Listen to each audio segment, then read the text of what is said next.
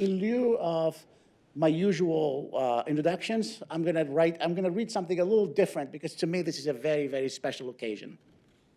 So in honor of his visit, I wrote a review of his book published in my magazine, Tinges, and I called it The Tyranny of Liberalism.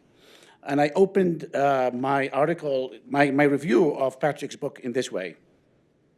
At long last, a distinguished professor publishing with a major academic press has defied the canons of scholarship with their stale and dry tones, the various bloodless styles that pass for the emblematic marks of serious rational work, and walked right up to the pulpit inside the vast cathedral of knowledge to fire a Jeremiah about our impending demise in the vain attempt to resuscitate a species long on their way to extinction and without the slightest hope in how to find salvation before the clarion call announces the end times.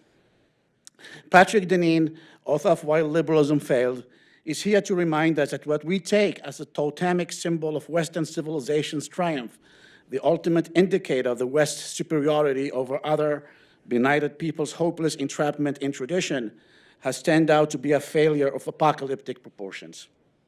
His book could almost be considered an act of God, a warning to spiritually bereft audiences who are besotted by a notion of freedom that has no antecedents in the ancient past.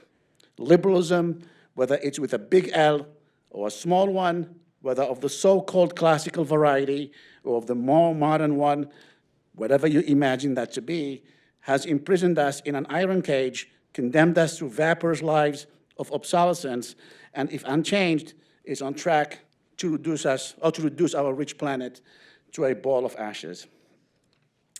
So he is, Patrick Deneen now, is the regular introduction, is professor of political science and holds the David A. Potenziani Memorial Chair of Constitutional Studies at the University of Notre Dame. From 1995 to 1997, he was speechwriter and special advisor to the director of the United States Information Agency. From 1997 to 2005, he was assistant professor of government at Princeton University. From 2005 to 12, he was Tsakopoulos Kounalakis, associate professor of government at Georgetown University, before joining the faculty of Notre Dame in fall 2012. He has delivered invited lectures around the world. Deneen was awarded the APSA's Leo Strauss Award for Best Dissertation in Political Theory in '95, and an honorable mention for the APSA's Best First Book Award in 2000. He has been awarded research fellowships from Princeton University, the Earhart Foundation, and the Institute for Advanced Study at the University of Virginia. His teaching and writing interests focus on the history of political thought, American political thought, liberalism, conservatism, and constitutionalism. His books include 3 edited volumes on democracy and 4 authored books titled The Odyssey of Political Theory, published in 2000, Democratic Faith in 2005, Conserving America, Thoughts on Present Discontents, 2016, and Why Liberalism Failed, and published in 2018. And this book got the attention, interestingly enough, got the attention of President Obama and Hungary's Prime Minister, Viktor Orban, whom he met personally. Because Patrick is a fervent believer in the value of the humanities, considering it the soul of the liberal arts education, and because his soon-to-be published book, Regime Change Toward a Post-Liberal Future, is bound to have a massive impact, I anticipate we will see him, we will see you again in the not distant future. Thank you, Patrick, for coming.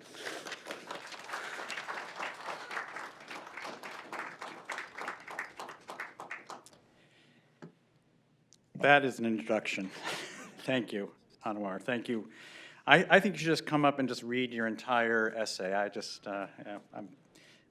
Marvelous reflection, any author's dream to have somebody think about their work so seriously in such a sustained way. So I'm grateful. I'm grateful for you, to you for that, for this invitation, to your staff, Lucille, Neil, and all of those who are here tonight. It's for me a special, I've mentioned to a few of you, it's for me a very special blessing to be back in my native New England. I grew up north of Hartford, Connecticut, in the oldest town in the state of Connecticut, Windsor, Connecticut. I consider myself very much a New Englander, and anytime I can come back, It's a great pleasure. Also, I was able to reconnect with my best man from my wedding, who I hadn't seen in a decade, who lives about 2 hours north of here. So it's just been a fabulous time to be here. But now I have to sing for my supper. So I think this might be in some ways the last talk I give on this book that I published 5 years ago. That came out in really just about exactly 5 years ago, February of 2018. And I say it's the last talk because this is the last invitation that I think I'll be receiving to talk about this book, because as Anouar mentioned, I have another book coming out in June with a somewhat provocative title, Regime Change. So I will probably be talking a lot about that book if I'm invited anywhere once that's published. So for me, it's a great opportunity to kind of reflect a little bit about this book, but also to begin anticipating some of the things that I'll be saying. And so I'll be blending a little bit the two publications, the one from 5 years ago and the one that's coming out. The book that came out 5 years ago in 2018, it did have this remarkable moment, and it launched my life into a different place, really unexpectedly, because that book was the result of really about a decade of thinking and writing about these kinds of topics that are much in the air today. But it came out shortly after the Brexit vote. It came out, of course, shortly after the election of Donald Trump, and everyone suddenly wanted to know what's happened to our political order. Why are we in this crisis? And I'm not sure I was answering anything specific to that moment. I was really trying to describe something much broader. And in some ways, I know we have a political theorist in the audience tonight, right back there. You're one of your very own. And he would certainly recognize that really what I was doing was just basically stealing and repurposing a very old set of arguments in this book. It was updating and plumbing the depths of a tradition that goes all the way back to Plato and Plato's Republic. Those of you who may once have read or have some memory of that text, a part of what Plato does toward the end of that text is to examine how various human political orders create, in their very in their success, as they become the thing that they are, they create the conditions for their own self-overcoming. They create, in some senses, the pathologies that will overthrow the order. In other words, there are political orders that we know are overthrown because they're conquered by some kind of external threat, some kind of external invasion. But most political orders, it seems, in human history kind of corrode from the inside. They have a kind of lifespan, and the very sort of things that are their strengths also generate their weaknesses. And this is Plato's analysis, and he does this in a way that's very kind of fetching and something we recognize, which is how hard it is to sort of just recreate from one generation to the next the thing that you hold of value. And he describes this in terms of fathers and sons, or parents and children, that the children don't just inherit, sort of just completely the beliefs and the way of life of their parents. It alters somewhat, and it changes, and then it becomes something different. Well, this way of looking at a political order as generating its own, in some senses, the seeds of its own self-destruction, has a long lineage in the field of political philosophy. It's something at the heart of the analysis of Polybius, as Polybius examines the Roman Empire. Machiavelli writes about this at length. And the figure I'll talk about tonight is this fellow, a little bit, Alexis de Tocqueville. And I take Tocqueville really to be doing, in a way, what Plato was doing and what I was doing in my book, which is to look and examine our political order. He was describing democracy. I'm describing liberalism, and we can talk a little bit about the relationship of those things. And to look at the ways that the very strengths of this order also generate its weaknesses, and perhaps even the conditions for its demise.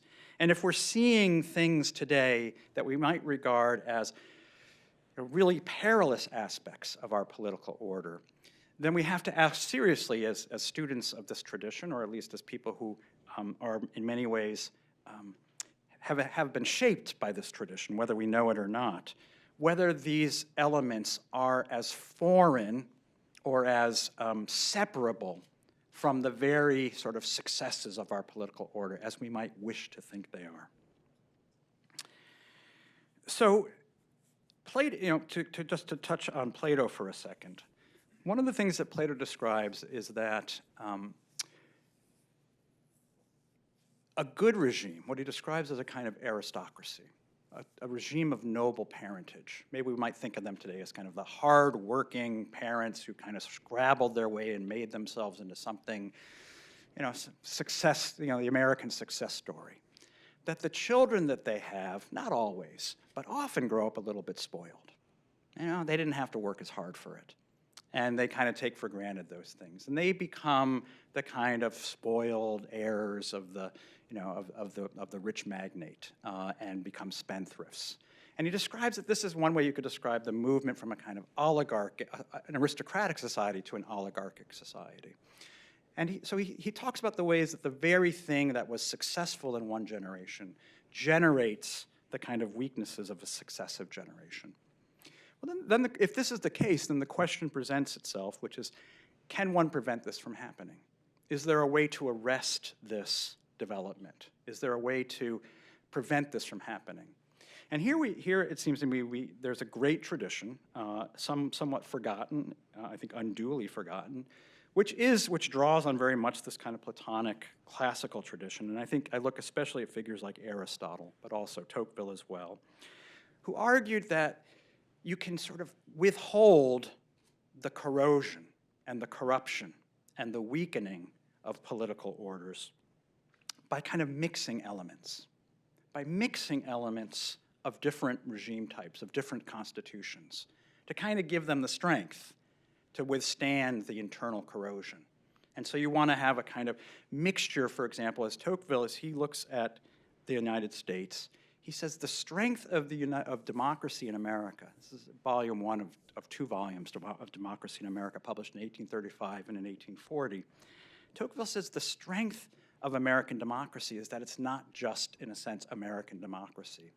That the people who settled America, and he's focused especially on New England, and this as a Connecticutter, when I first read Tocqueville, I got very excited. He's talking to me, he's talking to our people, in a sense. And what Tocqueville describes is something very classical, which is that the immigrants from Europe who came to this new world, who settled here, brought with them not only stuff and equipment and boats and tools and so forth. They brought with them a kind of beliefs that were pre-modern, that preceded the establishment of this new land, of this new world, of novus ordo seclorum, like look on your dollar bill, of the new order of the ages. They had this ancient heritage that they brought with them. And Tocqueville regarded it as the particular strength of democracy in America, as he was seeing it in the 1800s, as deriving from the kind of staying power of that pre-modern tradition. In other words, what he was describing was a kind of mixed constitution in that classical sense. What he was describing was there's a thing called democracy, and he's writing this at a time when in France is an aristocracy. Right? France is, his name is de Tocqueville. Right? He is of Tocqueville, and you can still go to the estate that Tocqueville lived on.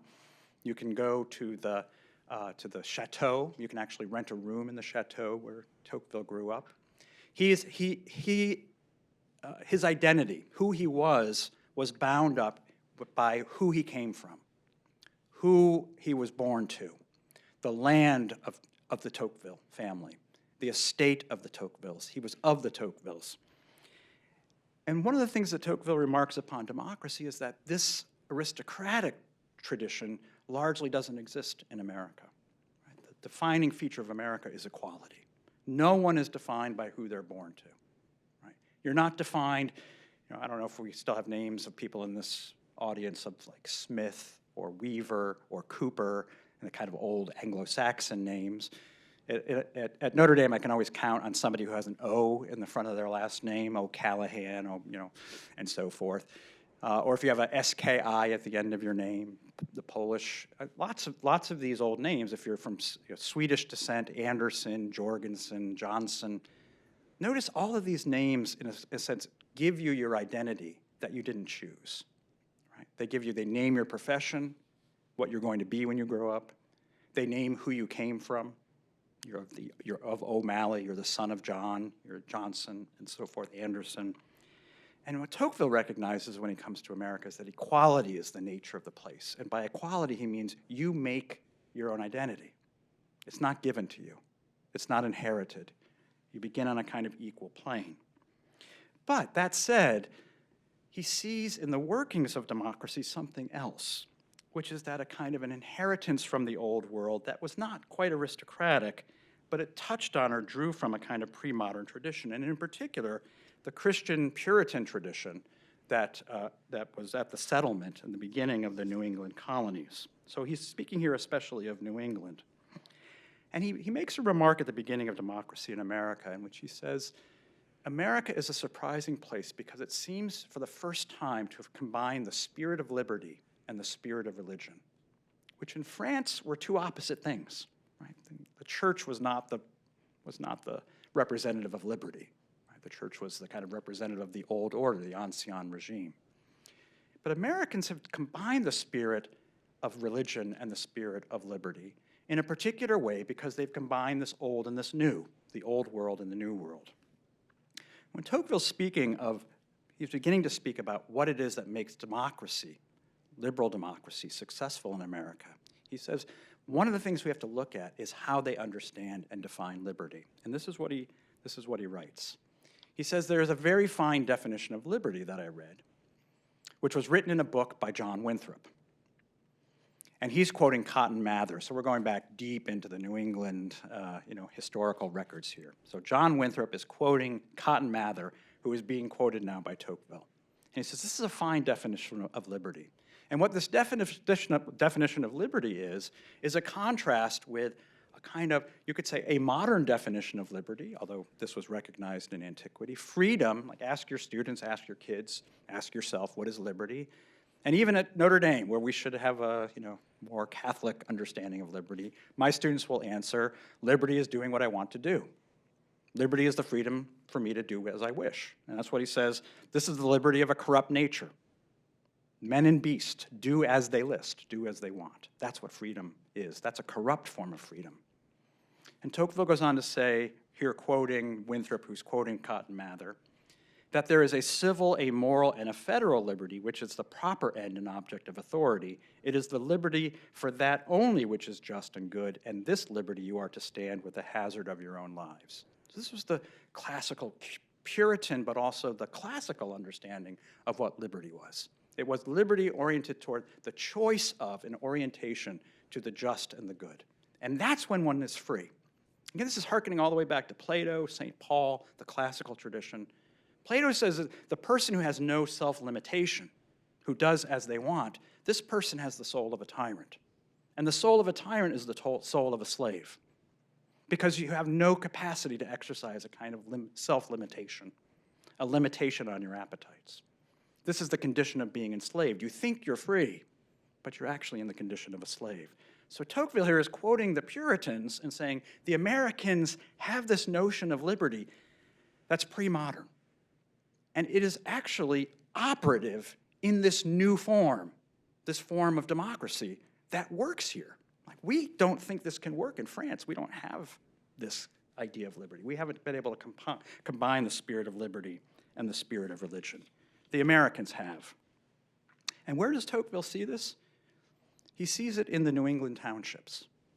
He said this Puritan tradition that founded New England and this operative definition of liberty is what makes the New England townships what they are. And he spares no praise of the New England townships. He says the townships are to liberty what the primary schools are to science. This is where people learn the art of self-governance. And I understand it's still the case. My friend who I mentioned tells me he attends town hall meetings, literally town hall meetings, in which they deliberate and they debate, and then they eventually decide, and that decision is what guides the decisions of the township. That this is still part of the kind of, at least in some townships in Maine, this is still part of very much the part of the tradition in parts of New England. What Tocqueville continues that the New Englander is attached to his township, he says, is because this is what teaches us what it is to be free, strong and independent. It teaches us how to be self-governing, not as a kind of abstract idea of what citizenship, or even citizenship as a form of voting, but the activity of engaging in mutual self-governance, the active engagement of all of our faculties in deliberating and debating and listening and speaking and learning and changing, that this is what citizenship is. And notice how he ends these sets of lines, that through this activity we learn the nature of our duties and the extent of our rights. This is a very classical understanding that duties and rights are combined. There is no right without a corresponding duty. Right? Today we have this debate, for example, about gun control, right? And whether or not people should have the right to bear arms. And if we notice the Second Amendment was very much drawn out in this spirit, which is that you, as members of a well-regulated militia, have the right to bear arms. Right? That part gets read out of it, the well-regulated militia. And it gets turned into this right that doesn't have any corresponding set of duties. And this is the tendency of an idea or definition of liberty in which liberty is to do as I want. Liberty as rights that get detached from the corresponding duties and responsibilities. So this is kind of the beginning, this is almost like the complementary part of Tocqueville. He comes, he looks, he says, wow, this democracy thing is working. And it's working because it has this mixed quality. It has the classical idea of liberty with a modern form, this egalitarian form in which it's not aristocratic. You're not given your identity because of who you're born to. And yet there's a strong sense of duty and a strong sense of mutual reliance, the kind of independence of the townships. And then the narrative changes. And this is the part of Tocqueville that's maybe a little bit more famous if you're familiar with Tocqueville. This is where Tocqueville begins to describe not democracy as he sees it, but democracy as he fears it will develop. And this is where I would say he's writing about democracy, but he may as well be writing about what I'm describing as liberalism. In other words, what will happen over time is that the new form will overtake the old form, or it will empty out the old form. It will no longer be a mixed constitution. And people will begin to understand that liberty is to do as I wish. And we organize our society to such an end. Tocqueville, in fact, wrote that the idea of the mixed constitution has always seemed to me to be a chimera. That's one of my favorite images from Greek mythology, the beast that has three different parts, the lion, the goat, and the dragon or the serpent. And he says that mixed constitution is a chimera, and I think he chooses this image very purposefully, which is you can't have three fundamentally different creatures combined into one. Every regime will become the thing that it is. It will, the kind of the truth of its nature will eventually come out, will kind of manifest itself. Just as you can try to raise a kid, you have a kid who wants to be a baseball player and you want them to be, dance ballet, and they're going to fight you and they'll fight you, and then eventually the true nature of who they are is going to come out. Well, Tocqueville, what he's saying here is that you can have a kind of mixed constitution for a time, but its true nature will eventually come out. It will no longer be mixed. So Tocqueville is, in some ways, he's like the classical tradition, he's saying, try to keep this regime, this political order, this constitution, in the broadest sense, try to keep it somewhat mixed for a period of time. Try to maintain that. It's a good exercise to try to maintain the understanding of rights combined with duties. But that there will be a way in which over time it will become one thing. And he said the telos of liberal democracy, he describes, and telos is the ancient Greek word for end, right, the thing to which it becomes. The telos he describes as a kind of equal liberty, right? Equal liberty, that over time it will cease to be a mixed constitution and we will be oriented to the most complete form of equality and the most complete form of liberty imaginable. And it's one in which, as he describes in the latter part of this quote, no one will be differing from anyone, no one will be able to exercise a tyrannical power over anyone else, men will be perfectly free, humans will be perfectly free because they are entirely equal. And they will all be perfectly equal because they will be entirely free. The point to which democracy tends, he writes, or liberalism here in this case, the point to which it tends is a kind of radical form of independence, a radical autonomy. We're perfectly free and perfectly equal. That's what we would crave as members of this political order, to be free of each other, to be genuinely equal once we're liberated from each other. And here famously, Tocqueville then, later in volume 2 of Democracy in America, he describes this kind of culmination of this tendency as what he foresees as the likely trajectory of what will happen in America if it's no longer kind of mixed, if it no longer has this mixed quality of being both classical and modern. And here famously, and you can always remember which chapter this is volume 2, part 2, chapter 2. It's 222, it's really easy. In a very famous chapter, rightly famous chapter, Tocqueville describes, and it's often attributed to Tocqueville as having invented this word. He may not have, but his name is associated with the word individualism, which didn't have anything like the parlance or stature that it has today. He's really one of the first to use it. And he describes what likely outcome will result from a society of people who have achieved the condition of equal liberty, equal freedom from each other, to be perfectly and equally free and liberated from each other. And he describes individualism by contrasting it with his society, an aristocratic society, the way I've just been describing. And he describes aristocracy as a kind of chain. It's maybe not coincidental, right? It's a society where you're bound, you're very tightly bound. Classes, you're defined by your class, you're defined by your status, you're defined by your birthright. He says aristocracy makes a chain of all the people who live in aristocracy. They're connected to each other, right? They understand the connection they have to each other. The serf and the lord and the king, there's that great chain of being that's described in sort of classical historical analysis of medieval aristocratic society. But it's also generational chain.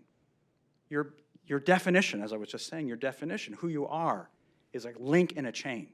You're a member, you're an inheritor of a status and a condition and a place as a result of who you were born to. And you know and you understand your place on the chain, and you know the link that will follow you will also inherit that status and that condition. So liberal aristocracy makes a chain of all of the members of a community, where democracy breaks that chain and severs every link of it. And this is, of course, the pride of liberal democracy. We're no longer defined. We're no longer linked. We're free. We're no longer parts of a chain. We're not defined by where we are, what link we are in the chain. But there's a kind of ambivalence to Tocqueville's description here. Thus, not only does democracy make every man forget his ancestors, but it hides his descendants and separates his contemporaries from him. It throws him back forever upon himself alone and threatens in the end to confine him entirely within the solitude of his own heart. This is one of the most haunting descriptions of maybe all of political philosophy. Achieving the thing we crave, the freedom, the equal freedom, the independence, to be unchained, is to be ultimately so free that we are secluded into the solitude of our own hearts, that we've achieved this condition of freedom, but it's a condition that simultaneously renders us into the beings we imagine ourselves wanting to be, but also highly solitary, the solitude of our own hearts. What Tocqueville here is describing is in some ways, I think, a deep understanding that individuals are made and not born. And this is a kind of reversal, I think, of the way in which, as members of a liberal political order, we're trained to think, whether we recognize it or not. We're all heirs and inheritors of a liberal tradition which teaches us that we are by nature individuals. Right? This goes all the way back to John Locke and even to Thomas Hobbes. The argument that in the state of nature, by nature, right, if we take human beings out of this contingent situation of this world that we live in, the time, moment of history that we're born into, the particular families we're born into, the religious tradition or lack of religious tradition we're born into, the traditions that we might inherit, take all that away. And what's the true human being? Well, first Thomas Hobbes and then John Locke says the true human being is the individual. It's the unfettered, It's the naked link that's been freed of the chains. That's our nature. And as members of a liberal democracy, as heirs of a liberal democracy, whether we recognize it or not, that's the kind of, often the core assumption of people is that this is our nature, is to be free and independent. What Tocqueville is recognizing is that a liberal democracy, in a sense, doesn't start with individuals. It makes individuals. It makes us into ever more these individuated selves. In other words, the telos of liberal democracy is to create us into the creatures it imagines that we are by nature. But it requires quite a lot of art to make us into these creatures. The first of those mechanisms, I talked with Anouar today about this, the first of these great mechanisms that help to make us into individuals is the great power and force of the market, the global marketplace.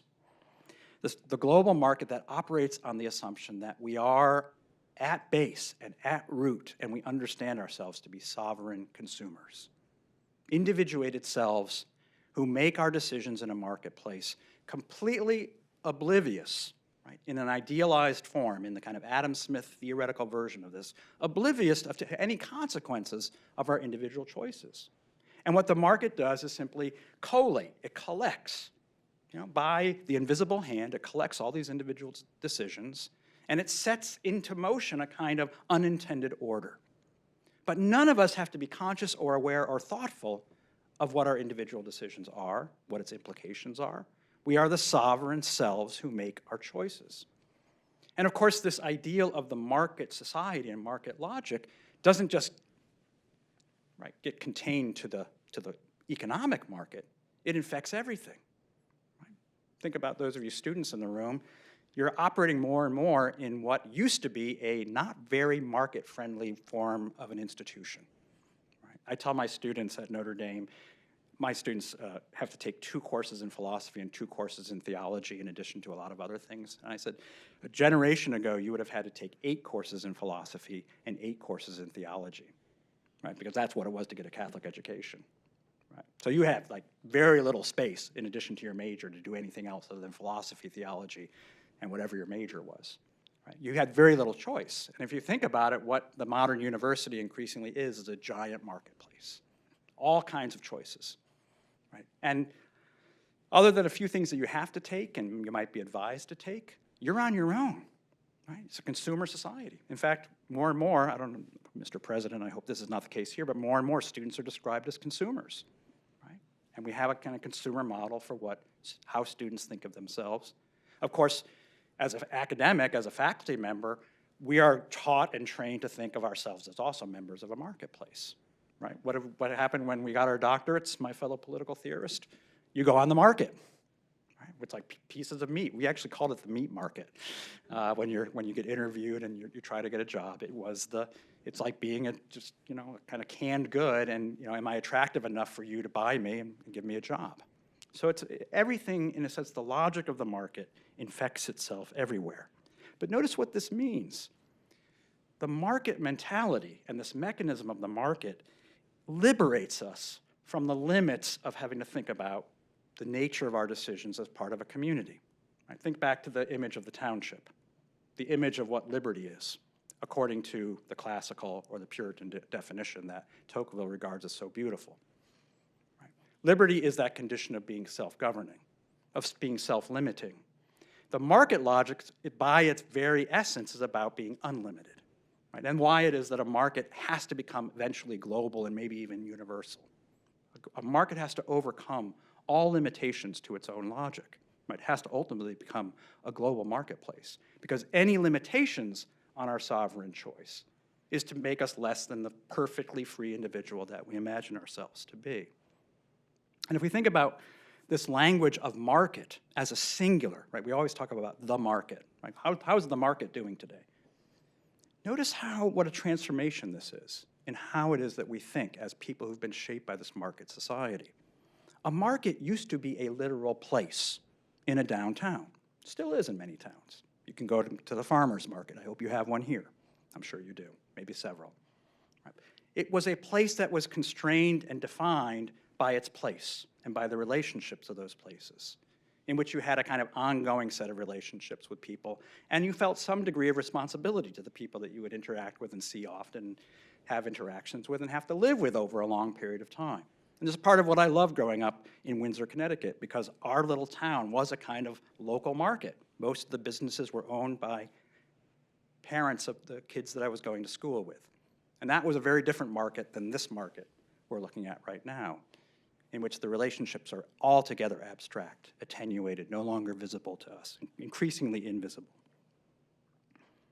So this is the first great mechanism that renders us free, that makes us into these creatures. The second great one is the state, the modern state.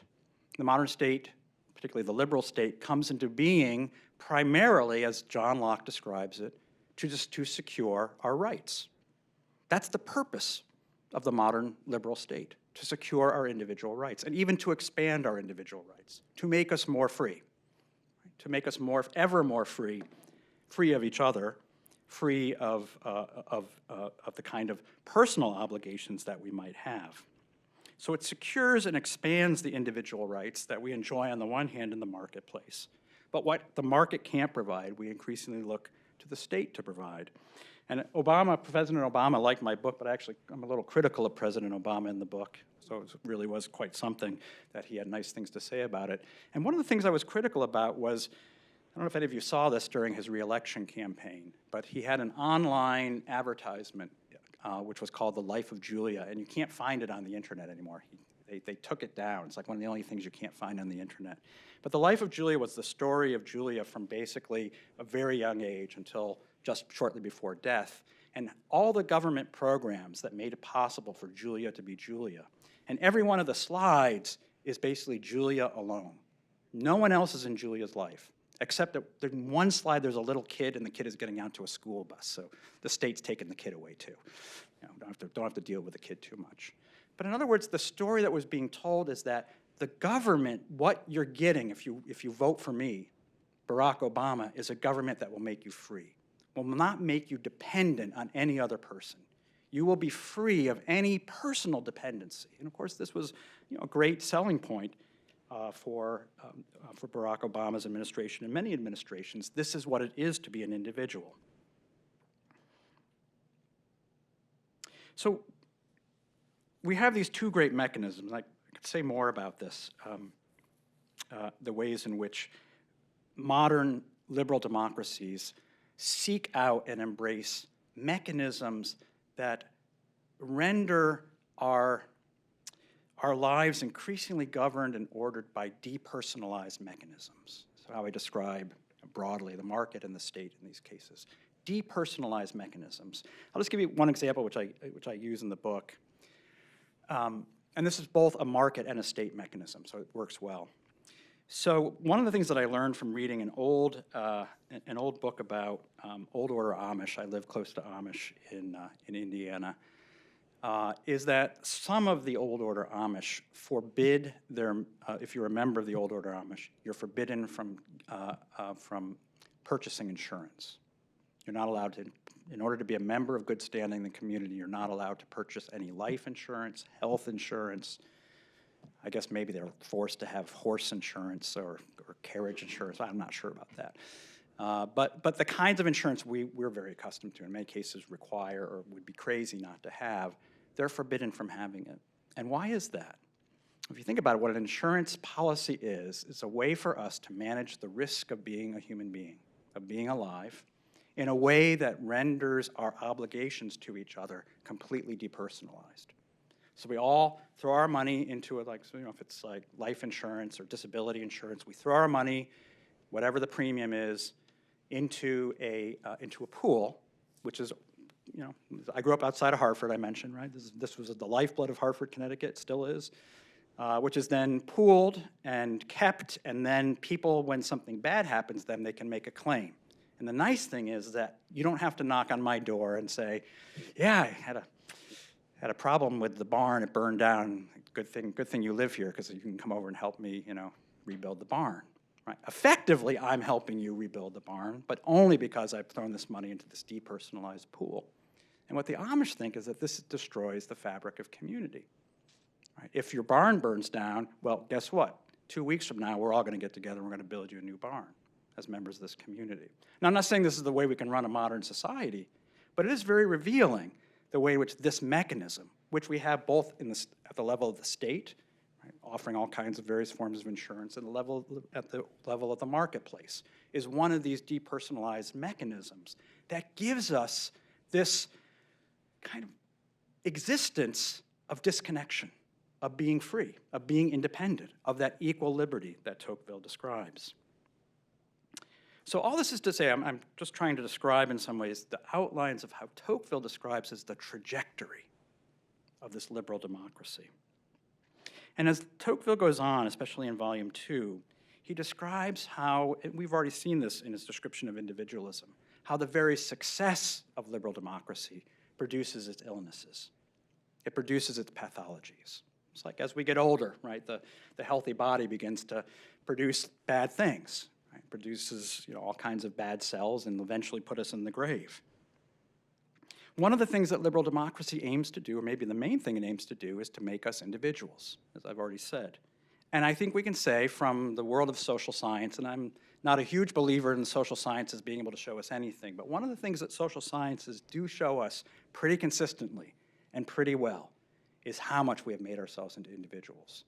Right? Across a whole span, a wide variety of measurements, what social sciences are really able to show is how much more we have become individuals over the last 100 years.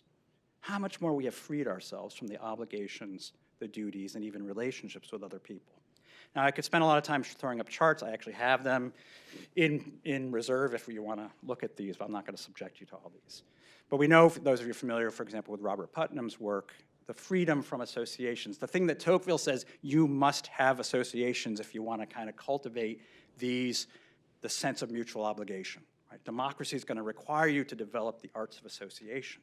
The mutual obligations we will feel and we will develop as a practice, as a kind of exercise of our associational muscles. And among the more striking of the findings in the social sciences, and given a great fetching title by Robert Putnam at Harvard University, was that we are bowling as much as we ever were, but we're bowling alone. We're not bowling in leagues anymore. And then he wrote an entire book of this title, Bowling Alone, which if you haven't read, I recommend it. I think the data still is, he's been able to update it, and he still pretty continues these trends. And what it shows is that in almost every sphere of life, by almost any measurement that you can measure this, our relationality has decreased. We're less likely to be members of groups, of associations, of bowling leagues.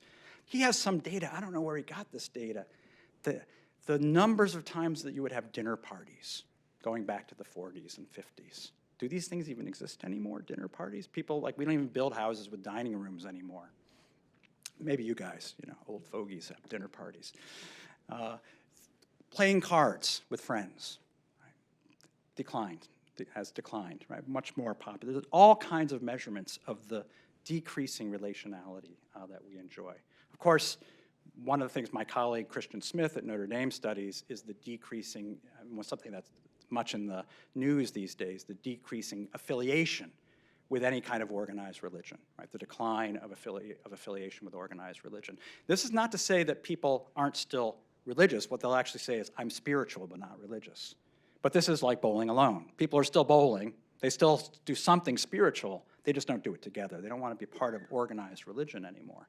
So we have a very similar phenomenon when it comes to religion. One of the things that Tocqueville thinks is essential for the health of democracy as he understands it.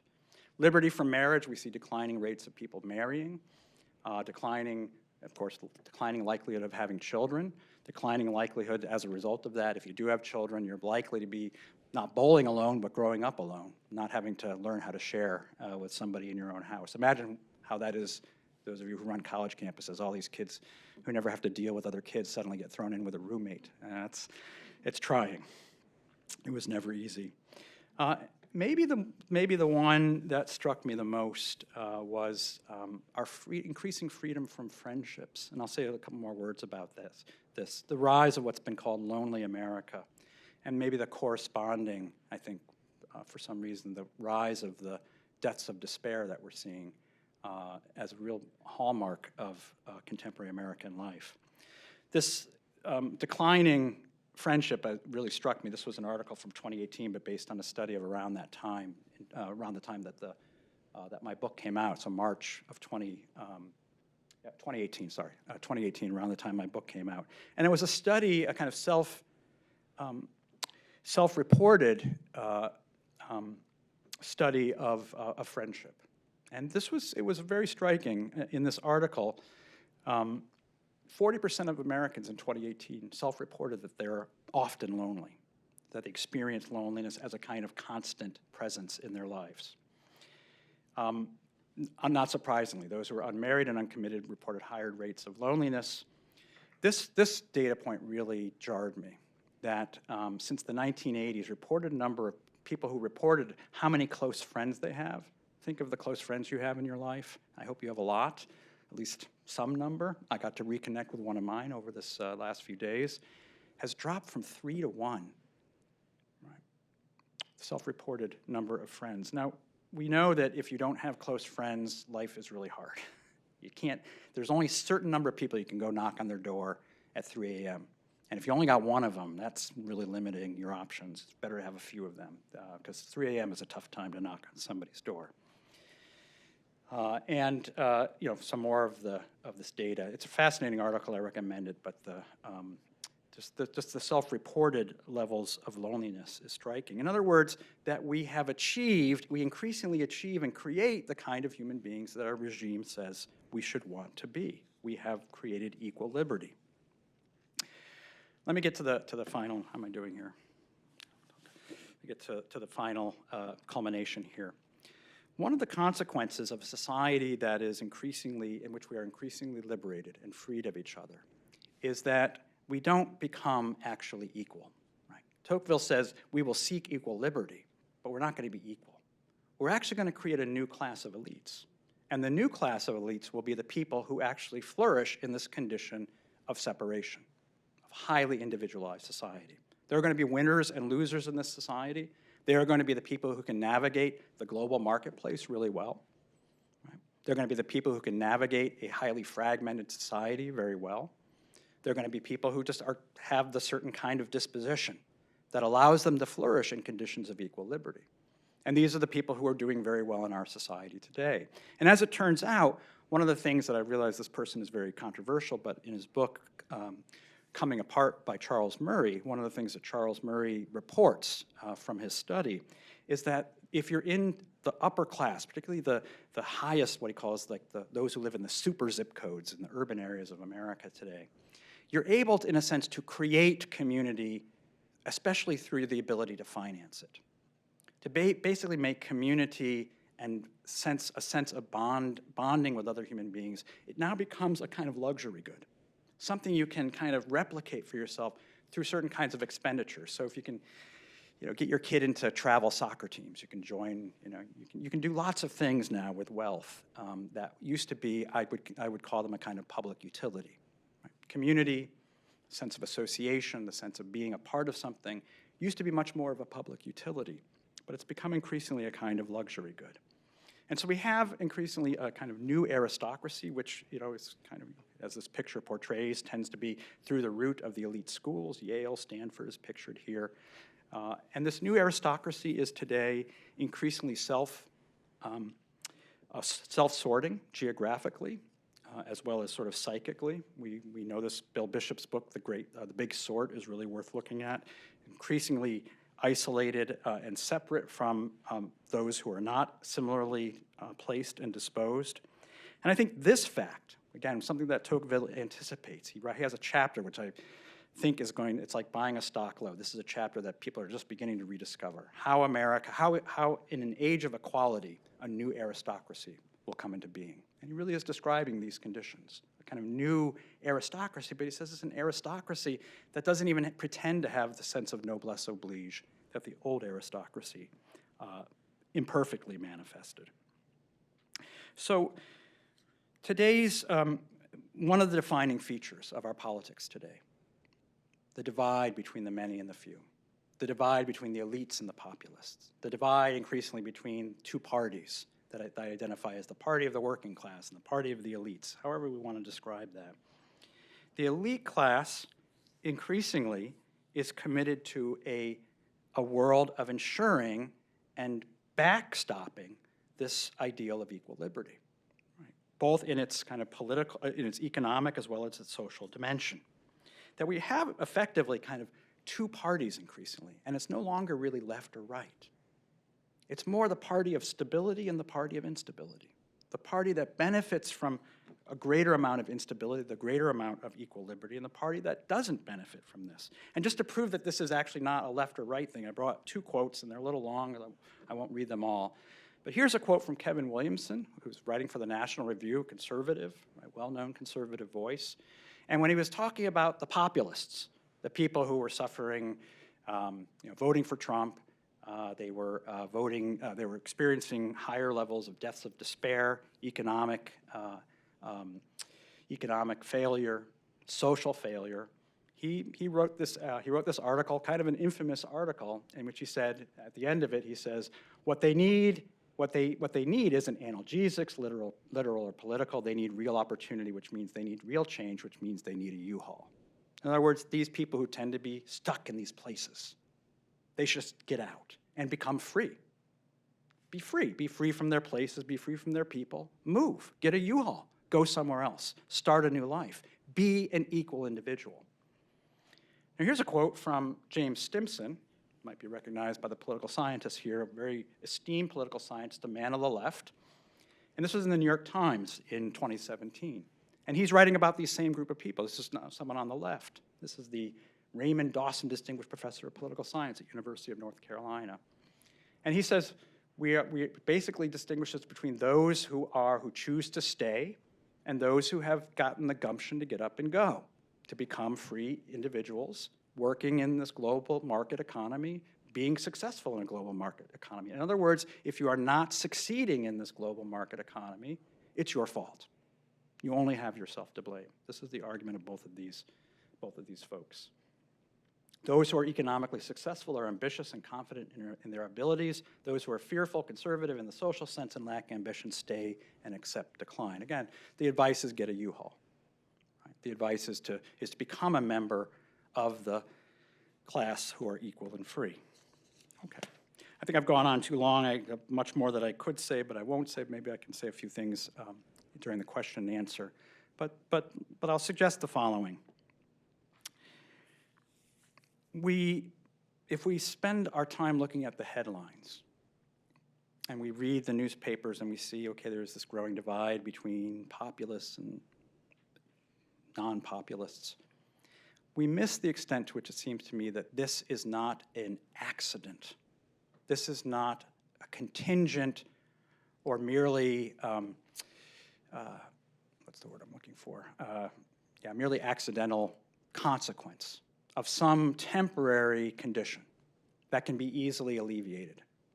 But rather, if Tocqueville is to be believed, if this tradition is to be believed, this actually grows out of the very success of the political order that many of us are deeply committed to, which is the creation of the equally free human being. And my suggestion would be, it's time for us to look at that old tradition of the mixed constitution. How do we begin to mix again what has been rendered purified under liberal democracy? And here it seems to me that if we begin to rethink things like what is the nature of a market and how do we begin to think about a market within a polity, we can go from the model of a farmer's market or a city market, and we can build that out. How do you build a market in which it's not disembedded and we are not sovereign choosers but responsible to each other? How does one begin to mix in that understanding of the market, the old understanding of the market, as a place within a city and governed by the concerns of a city and the common good? And how do we think of a democracy much more along the lines as Tocqueville describes it in the beginning of democracy in America, where democracy isn't just a condition where I can be free and unbothered by people, but in which I have obligations actually to speak with and to communicate with and to listen to people that don't agree with me. People that I might, out of my first instinct would be to say, you're someone below consideration. You should just rent a U-Haul. You're a failure. You're suffering all these consequences because it was your choice. And I think there's a particular onus on those of us who are in the university world, where we are supposed to be equipped to be critical thinkers and engaging in these kinds of dialogues and discussion. In what ways are we complicit in the creation of these conditions today? So I would say that what we really need to do in some ways is to exercise a kind of regime change, which is the title of my next book, which isn't the overthrow of the American regime as such, but a reconsideration and perhaps a new creation of a kind of mixed constitution in which we have a genuine kind of mixing and perhaps as a result a healthier political, social, and civic order. So thank you very much. Thank you.